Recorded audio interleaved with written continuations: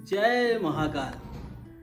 मित्रों, सबसे पहले इस चैनल को लाइक और सब्सक्राइब करने के लिए आप सभी का बहुत बहुत धन्यवाद, आप सभी का बहुत बहुत आभार। मित्रों, यह नया चैनल है, इसकी एक अच्छी शुरुआत हुई है और मैं चाहता हूँ आप इस चैनल को लाइक करें, शेयर करें, सब्सक्राइब करें और अपने मित्रगण और घनिष्ठ को लिंक भेजें और उनसे भी लाइक और शेयर करवाएं ताकि इस छोटे से वृक्ष को हम एक अद्भुत वृक्ष के रूप में परिवर्तित कर सकें।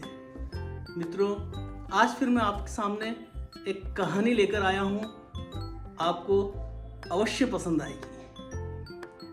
एक बार महालक्ष्मी और नारायण पृथ्वी पर घूमने के लिए आए। वह पृथ्वी का भ्रमण करने के पश्चात एक गार्डन में, एक उद्यान में विश्राम करने के लिए ठहरे। भगवान विष्णु लक्ष्मी जी की गोदी में सर रखकर सो गए और लक्ष्मी जी इधर उधर देखने लगी, निरीक्षण करने लगी। कुछ समय पश्चात एक शराबी मदमस्त हाथी की तरह गाना गाता हुआ उस रास्ते से गुजरा। रास्ते में उसे एक बड़े से पत्थर की ठोकर लगी। उस ठोकर से वह गिर गया।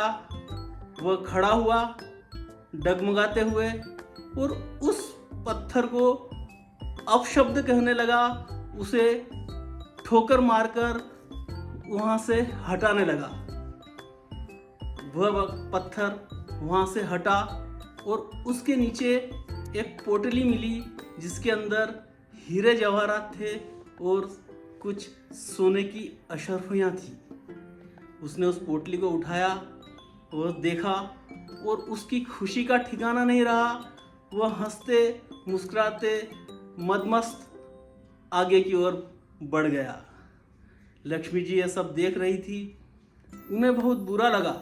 उन्होंने विचार किया कि इतना बुरा व्यक्ति, अधर्मी व्यक्ति, और इसे ईश्वर सोना और हीरा दे रहे हैं। ईश्वर की महिमा वह समझ नहीं पा रही थी। कुछ देर पश्चात एक और व्यक्ति उस रास्ते से गुजरा। उसे अर्थात उस व्यक्ति को अचानक एक शूल चुभा, एक कांटा चुभा और खून का फुंवारा बह निकला। वह बड़ी जोरों से चिल्लाया और वहां बैठ गया। धीरे से उसने उस शूल को निकाला और एक गमछे से उसे उस पीड़ा जहां हो रही थी उसे बांधा और ईश्वर का धन्यवाद करते हुए वह लंगड़ाता हुआ आगे बढ़ गया। महालक्ष्मी ने देखा कि इतना अच्छा व्यक्ति, सत्कर्मी व्यक्ति जो ईश्वर में विश्वास रख रहा है, वह उसे इतनी पीड़ा मिल रही है। आखिर क्या कारण हो सकता है? उन्होंने बड़ी जिज्ञासा के साथ भगवान विष्णु की ओर देखा, किंतु वह विश्राम कर रहे थे। महालक्ष्मी से रहा नहीं गया। उन्होंने उसे भगवान विष्णु को थोड़ा सा डगमगा के उठाया। भगवान विष्णु जागे। उन्होंने जिज्ञासा से ओतप्रोत महालक्ष्मी को देखा और पूछा, देवी क्या हुआ? महालक्ष्मी ने दोनों घटनाएं उन्हें सुनाई। इस पर बड़े मुस्कुराते हुए हरि विष्णु ने कहा कि लोग मेरे कार्य करने के तरीके को समझ नहीं पाए हैं। मैं किसी को दुख नहीं देता, किसी को सुख नहीं देता। ये सब उन्हें अपने कर्मों के कारण प्राप्त होते हैं। मैं इसे यूँ समझें कि मैं एक अकाउंटेंट हूँ और उनके कर्मों का हिसाब रखते हुए पिछले कर्म, पिछले जन्मों के कर्म, इन जन्मों के कर्म और उनके अनुसार उन्हें फल प्राप्ति में सहायता देता हूँ। मात्र मेरा ये कार्य है।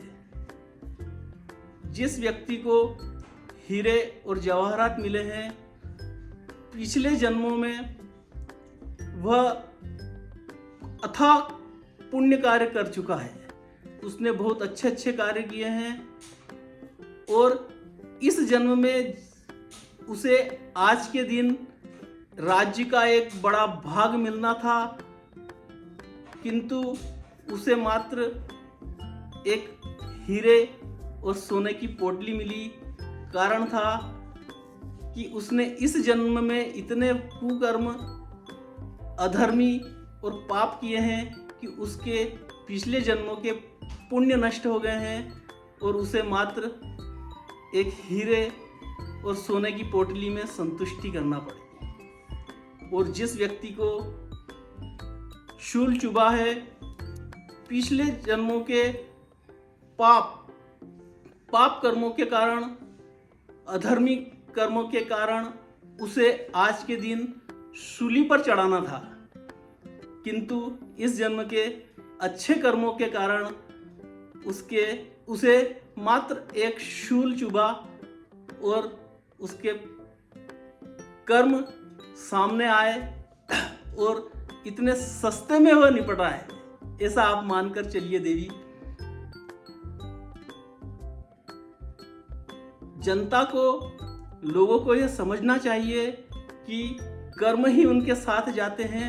अच्छे कर्म और बुरे कर्म के अनुसार ही उनका इस पृथ्वी पर फैसला होता है। इसलिए मित्रों, हमेशा अच्छे कर्म करते रहिए और अच्छे कर्म की पोटली बढ़ाते रहिए। मेरी इस कहानी को सुनने के लिए आप सभी का बहुत बहुत धन्यवाद। मित्रों, इस चैनल को लाइक करें, सब्सक्राइब करें, शेयर करें। धन्यवाद।